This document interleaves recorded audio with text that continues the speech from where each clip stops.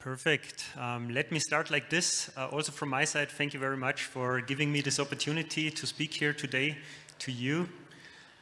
I was originally asked to talk about the role of AI in digital pathology.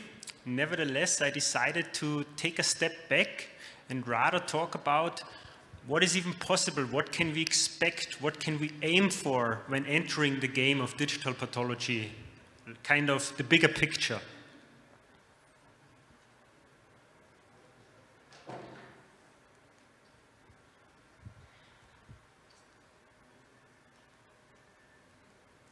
My presentation is not working right now. Perfect, thanks a lot. Whenever I speak about digital pathology, I like to borrow a slide from the University Clinic in Essen in Germany, hence the title, The Galaxy of Data. Why am I showing you this? Because the colleagues tried to visualize the amount of data points one single cancer patient leaves in the IT infrastructure of the clinic. Data points that could be some kind of report from the initial anamnesis, could be radiological imaging, could be lab data, reports from pathology, whole slide images. We have talked about genome sequencing. We didn't even talk about so much about oncological treatment planning. All those are different data points that are leaving a trace in a clinic's IT department. Why am I showing you this? First and foremost, because it reminds me of the bigger picture. It reminds me that stepping into digital pathology, it's just another piece of the puzzle when trying to achieve a holistic interdisciplinary view on a patient's setting. It also reminds me of my personal whys. Why are we even doing this? Why are we aiming for a digital workflow? And I'm primarily referring to a publication from Innsbruck, Austria, Palua and colleagues with the title, The Future of Pathology is Digital. First of all, first and foremost, they are referencing that we are trying to answer global trends. A global trends, when speaking numbers, they analyzed that in 2020, they could predict that 10 years later, the average pathologist or around 48% of pathologists will reach the age of retirement. In the same year, there was roughly, I think, 130 or 140 apprenticeship positions open, but not even 30% of those were filled. At the same time, the amount of tissue samples that have to be analyzed, have to be diagnosed, is annually growing by a low to middle single-digit percentage number. So there is a delta in efficiency that we have to address. My second why, as I already referred to the galaxy of data, is I think it's another piece of the puzzle in having a holistic view on all data and all information that is available to a single patient. Meaning, data has to be available for the right clinician at the right time, no matter the location, no matter the data format at any given time. And last but not least, probably the most important one, I think whenever we are talking about introducing digital tools, digital workflows, we should always place either the patient at the center of what we're trying to achieve or the physician, to allow the physician to have time to do whatever he does best, meaning caring about the patient, reducing the time to diagnosis, reducing the time to treatment by getting rid of any kind of repetitive manual tasks.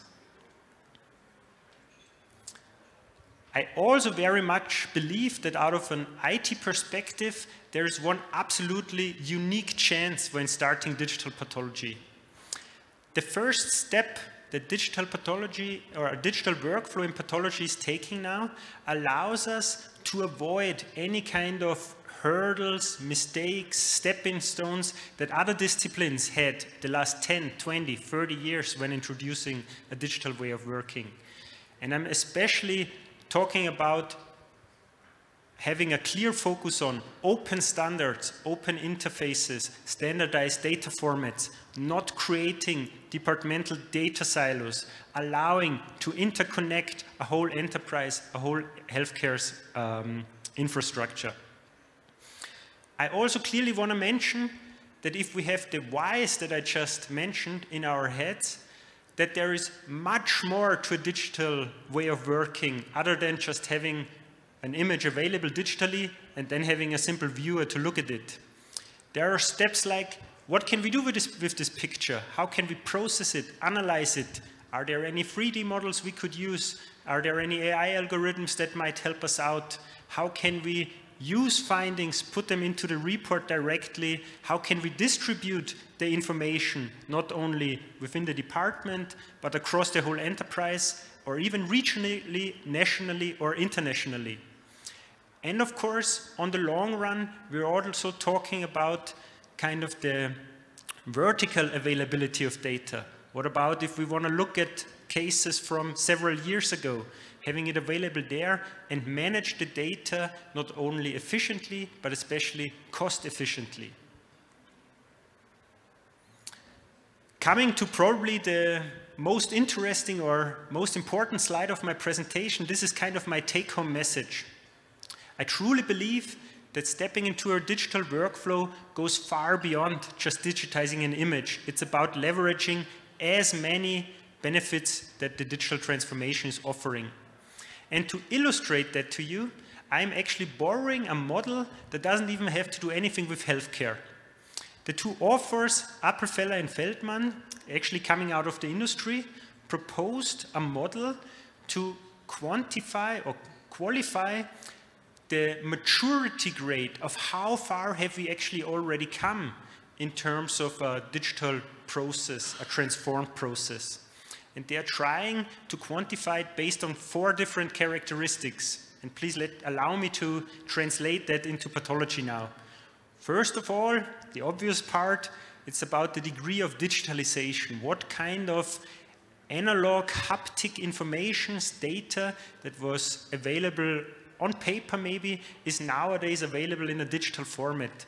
Obviously, we are immediately thinking about the glass slides, so images, but we are also talking about any kind of information from molecular pathology. We're talking about any kind of information that referrers brought into the game. We're talking about videos from the surgical department.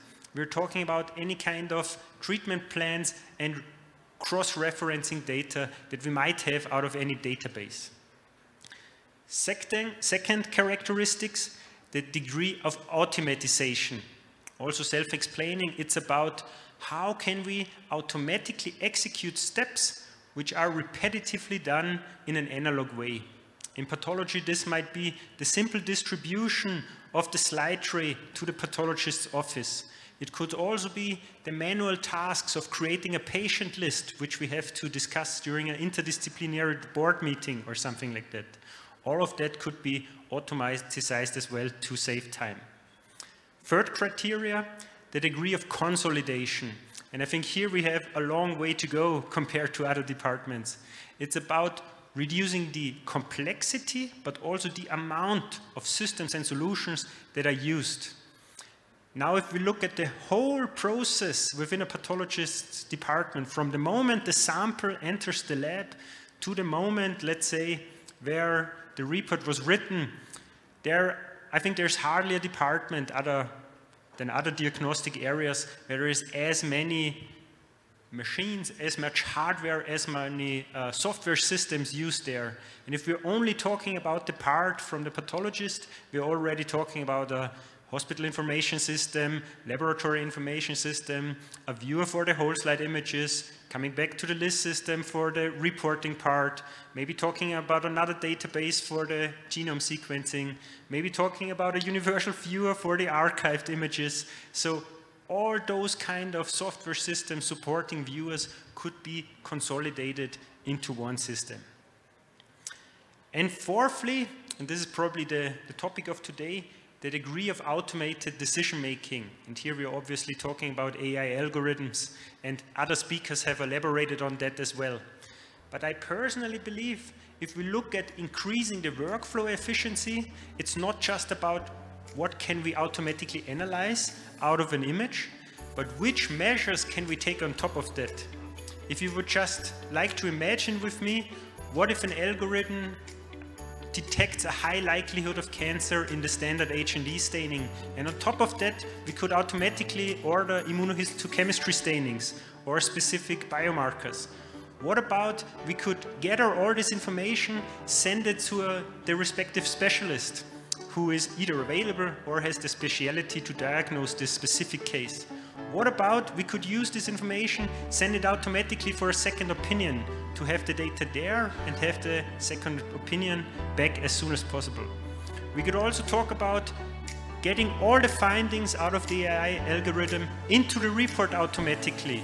Or if we play the vision even further, talking about large language models, there could be this comprehensive data source, either like a dashboard or like a co-pilot, like we have seen it in radiology a lot, that has not only patient history, but also all the actuals that are necessary for the diagnosis. And I see I'm already late, so let me conclude like this. Like I started, in my opinion, first of all, we have to talk about why are we doing things, what are we trying to achieve, and let's not make the same mistakes in IT that we might have made in different departments. Thank you very much.